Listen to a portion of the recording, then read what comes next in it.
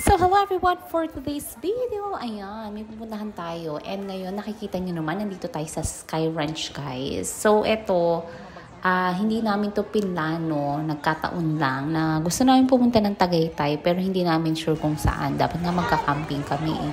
So, eto, tinanong namin sila kung gusto ba nila mag-Sky Ranch. Before nag-Sky Ranch na rin kami, kaso nga lang, dati kasi hindi namin talaga na-i-enjoy or hindi kasi kami nagra-ride sa asawa ko. Parang ang nagra-rides lang talaga yung dalawang bata. So ngayon, nag-book kami sa Klook. Ayun, mura lang siya guys ha, 388. Only ride na siya. Pero merong mga parang 7 rides na hindi kasama dito sa Only. So ayun, eto may one-time ride ka dyan sa Sky Ranch na Ferris wheel. And then may one time si Daddy, ito yung pangarap niya. Takot dati. Tapos ito nga guys, may ulit ni Daddy ito. Akala makakachamba siya. Kasi last time nakachamba siya. Siguro mga try siya nakachamba dito sa Sky Ranch. In fairness, nakapag-umish kami ng yung staff toy, madagdag kalat sa bahay. Anyway, kung sasakay tayo dito sa train is, tingnan nyo kung halimbawa, hindi siya ganun kadaming tao. Para kung hindi kayo mag-iintay ng matagal. Kasi yun yung super tagal na mag-iintay. Yung pag-iintay din sa train. Tapos itong mga to, kasama yun din sa mga underride. Kasi kahit ilang beses ka sumakay-sakay dyan. May hilo lang tayo dito dyan. Guys, sa ito, nakailang rides kami dito. Siguro mga 3 times or 4 times kami. Kasi nga, pag sa Klook, yung only rides nila. Gusto mo second kasi floor. only talaga siya. Yung one time mo lang is yun na yung sa Sky Ranch Ferris wheel and then yung sa train. Yung talaga one time lang yun. Pero dun sa ibang rides nila, as in magsasawa ka, ikaw na yung mag-iisip talaga at tumahilip yun. Tsaka ka nalang tumahilip. Ito na lang ako. And para then, Disney princess guys, ako. mas maganda pala yung Klook. Yung halimbawa sa Klook ka mag-book for only 388 pesos. Para boring. Super dali lang siya. And alam mo yon, hindi ka napipila every rides na kailangan mo mag-purchase ng ticket. So kapag ka-Klook, hindi na talaga. As in, hazard free siya in fairness. Actually, tinry ko lang siya. Tapos yun nga, nakita ko, 388 and then only rides na siya. Meron lang hindi kasama na rides. Parang 7 or 6 rides lang yung hindi kasama. Nababayaran mo siya. Kasi yung mga rides kasi dito, minsan yung iba 200 pesos, 120, 100, may 60 pesos. Pero guys, alam mo yun, sulit na rin yung 388 kung halimbawa naman na talagang susulitin mo siya. Siguro mas maganda na pumunta kayo dito. Wow, mandidikta eh. Okay, so siguro mas maganda guys kung pupunta kayo dito yung mga 2 or 3 o'clock para hindi siya ganun ka super init. And then may enjoy mo na rin yung mga rides, as in super enjoy mo na yan. O kaya yung sobrang aga yung gawin nyo. So ayan, so para less pila, dun lang kayo sa nakabook na talaga sa Klook. So ayun nga guys, basta mag-wear lang kayo ng comfortable shoes and comfortable na damit para alam nyo yun. As yan, comfortable kayo kasi. So ito, tinry kasi namin, pinakauna namin tinry is yung nagbabike siya. And then after yung bike, medyo nawala yung fear of heights ko. After nun, nag-try na kami dun sa big roller coaster nila. And dun sa maliit na roller coaster, parang feeling ko sisiw na lang yun. Pero ito, hindi ko to na-try, yung drop tower. Pero si Bianca and si Daddy, na-try nila to. Kasi nga, ayan, diba? Kasi si Bianca, medyo adventurous naman tong batang to. But Kuya Biboy, hindi niya hindi niya gusto. Kasi parang natatakot siya or naboboring siya. Hindi ko alam ko sa kanya. Tapos yun. So, ayan guys. Pero alam nyo, mas gusto ko sana na tinry ko na lang pala sana to. Kasi guys, sobrang tagal ko nang hindi nakasakay sa mga rides. Siguro mga high school pa ako last ako naka-rides. And then yun, after nun ngayon na lang ulit. Pero alam niyo ba, after a day na pagsakay ko sa mga rides nito guys, Diyos ko, kapag nasa 30s ka na pala, malapit ka na mag-40s, is talagang sasakit yung mga buto-buto mo. As in, promise. Inano ko siya for 3 days siguro na sumakit talaga yung katawan ko after namin mag-rides.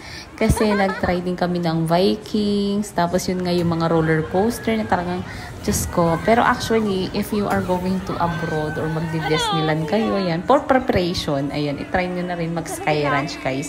Para alam mo yun, meron ka ng parang start-up. Okay, so eto, ayan, si Bianca dito, super super happy ang lola mo. Pero alam mo yun, kinukwento niya sa akin after this experience na parang hindi na daw niya kaya ulit sumakay. Pero parang kaya naman daw niya.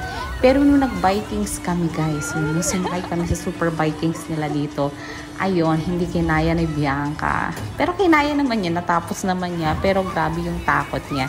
As in, doon ko lang siya nakita na as in takot na takot. Pero in fairness guys, nakaka-enjoy siya na nakakatakot. Na alam mo yung super mixed emotion. Tapos yung asawa ko, syempre yung asawa ko guys is, ano na, may hypertension na yan. So, ayun, iniisip ko. Parang napapaisip ako na baka mamaya, alam mo yun, biglang mag-collapse siya doon or ano. Pero kinaya naman niya in fairness. So, ayun, parang for a start-up, mag-rides kayo muna doon sa mga hindi masyado nakakatakot. Pero kami doon talaga agad sa nagbabike na mataas kasi ako talaga may fear of heights ako. Tapos, as in yung feeling ko nun, iba talaga yung feeling ko. As in, nanginginig ako na hindi ko maintindihan. Pero ang nagbabike lang nun is si Bianca. Kasi nga, strong naman daw siya. Tapos, alam mo yun, nakakatuwa yung anak ko. Kasi parang siya yung pinaghuhugutan ko ng lakas ng loob ko. Habang ako nanginig siya yung, sige mami, okay lang, ako na lang. Ganon siya. In fairness naman. So, ayun. Tapos si daddy and si kuya, parang chill-chill lang sila dun sa bike ride na yun. Ayun guys, yun ang una nyo itry kasi yun yung parang first ko na tinry and then after nun, hindi na ako masyado natakot doon sa roller coaster na malaki. Tapos dun sa maliliit, ayan, parang sisiw na lang siya. Lalo na guys yung carousel, charis. Okay, for carousel siguro, naka 4 times kami na ikot doon. Ayan o, diba? Dahil gusto nga namin masulit nung pauwi na kami yan. So, makaiulit kami dito. Pero syempre, magbaon din kayo guys ng mga water, ganyan. Mag-ano na lang kayo. Tapos, eto yung sa Vikings. Iniisip ni Bianca kung magbaback out na siya or hindi. Tapos, ito, tinry din ni Kuya pala na maglaro nito. Kasi, mas advisable dito, guys. Kumuha na lang kayo yung 200 pesos para maraming ring. Kasi parang nakakahinayang. Kung ako siguro magtayo ng ganito, hindi ko masyadong tataasan for 100 pesos. Siguro mga 50 pesos lang per game. Parang hindi naman masyadong masakit sa bulsa, guys. Kasi kapag halimbawa, 100 pesos, pag inisip mo, masakit na rin sa bulsa, guys. So, ayan. Ayan, after nito, walang na-shoot si Kuya. Pero okay naman. Happy naman siya. O, diba? So, after nito, guys, kumain na kami. Ayan, naghanap-hanap nga kami ng makakainan and super sarap naman in fairness naman na minsan-minsan mo lang maranasan ulit na maging bata ka. So, itry nyo na rin to guys. Itry nyo kasama yung mga anak nyo, ganyan, family nyo. So, ito naman, ito yung kinainan namin sa RSM. Actually, before, kumakain na rin kami dito. Pero ito kasi, ito yung isang branch nila dito mismo sa may Tagaytay. So, ito, tinry na namin. Ang lalaki ng servings nila in fairness. So, ayun, yung mga tira-tira namin is nauwi na lang namin, guys. So, ito yung mga in-order namin. Ayan, meron silang kari-karing bagnet. Yung bagnet, pwede mo siyang hindi isama or isabay dun sa kari-kari soup. And then, medyo malaki yung serving. And then, bulalo. Ano pa ba in-order? Nag-order pa yung mga anak ko dito ng pasta. Pero, guys, ang dami nilang serving. Parang good for two na yung pasta nila. And then, meron pa kaming, ano pa ba in-order? Basta marami kami guys in-order. And then, pero okay lang kasi minsan-minsan lang naman, ganyan. Parang once a week, okay lang naman gumastos ng ganito kasi hindi mo naman may ibabalik yung mga panahon na kasama may mga anak mo. So, yun yung pinaka-reason namin bakit kami laging lumalabas at kumakain sa labas. And kung bakit kami lagi nag-iisip na mamasyal kasi nga, yung naaalala ng mga anak mo, yung mga memories na kasama mo sila.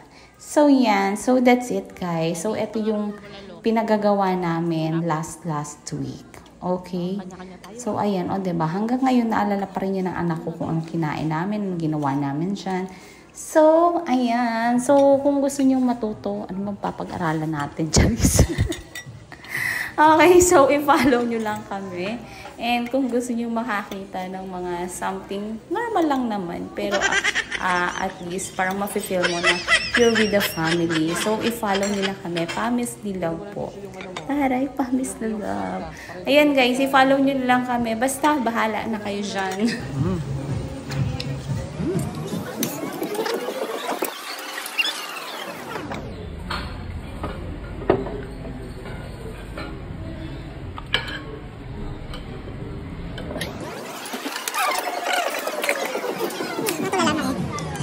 Mm-hmm.